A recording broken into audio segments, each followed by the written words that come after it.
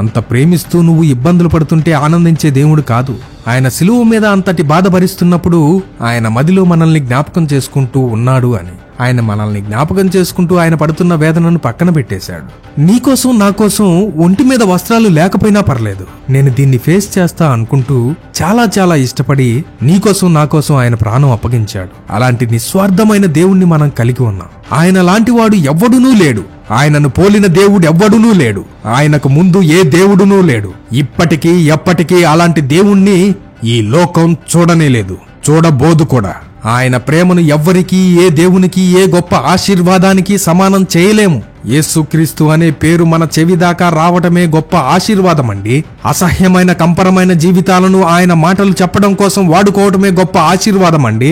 మన ఇంట్లో ఆయన పరిశుద్ధ గ్రంథం ఉండటమే గొప్ప ఆశీర్వాదం అండి. అసలు గట్టిగా మాట్లాడితే యేసు అనే పేరు ఈ పాపపు పెదాల మీద పలకడమే గొప్ప ఆశీర్వాదం అండి.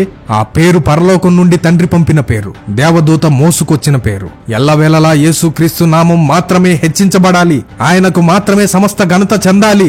ఈ రోజు మన జీవితంలో ఎవరు హెచ్చించబడుతున్నారు?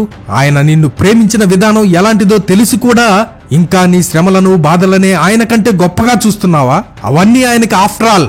ఆయన వాటిని అలా ఊదేయగలడు. ఆయనకు నీ గాయాలను, నీ బాధలను తీర్చడానికి, నిన్ను దీవించడానికి గడియారంలో గడియల ముళ్ళు కదిలేంత సేపు కూడా పట్టదు.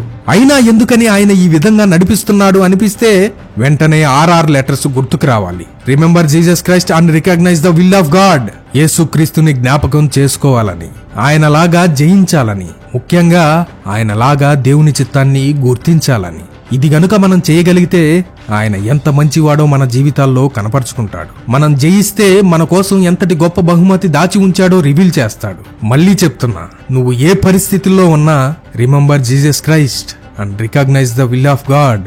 ఈ RR సీక్రెట్ ప్రతి క్రైస్తవుడు గుర్తుంచుకోవాలి. కాబట్టి ఇది మన ఆత్మీయులందరితో పంచుకుందాం.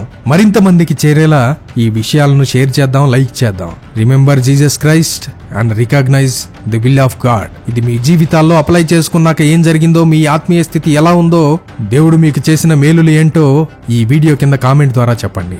మీ జీవితంలోని అనుభవాలు మరింత మందిని బలపరుస్తాయి. హెబ్రీయులకు రాసిన పత్రిక 12వ అధ్యాయము 12వ వచనం నుండి, వడలిన చేతులను, సడలిన మోకాళ్లను బలపరచుడి, మరియు కుంటి కాలు బెనుకక బాగుపడు నిమిత్తము మీ పాదములకు మార్గములను సరళము చేసుకొనుడి. Jesus coming soon, so be prepared.